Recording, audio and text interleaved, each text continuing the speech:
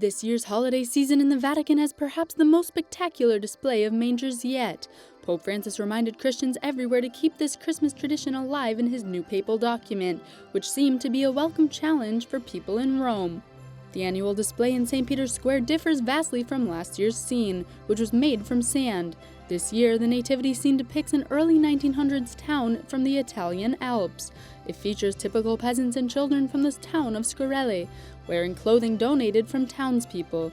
The wood from the scene is also unique. It's gathered from a storm in 2018 that destroyed almost 50,000 acres of forest in northern Italy.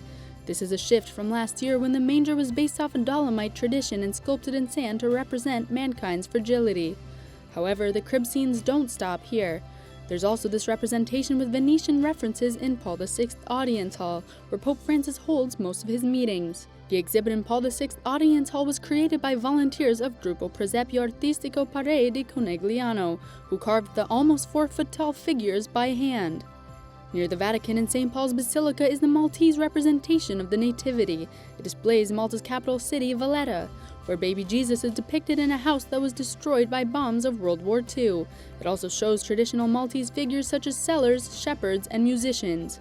The Pope also visited an exhibit with almost 130 representations of the manger, made with different materials. This is called the 100 Nativity Scenes in the Vatican. To continue the Nativity's joy, Pope Francis will carry a statue of baby Jesus inside St. Peter's Basilica Christmas Eve Mass. There, he will place baby Jesus in the crib and complete the Basilica's nativity scene. Che è un segno semplice e mirabile della nostra fede e non va perduto, anzi, è bello che sia tramandato dai genitori ai figli, dai nonni ai nipoti. È una maniera genuina di comunicare il Vangelo in un mondo che a volte sembra avere paura di ricordare che cos'è veramente il Natale.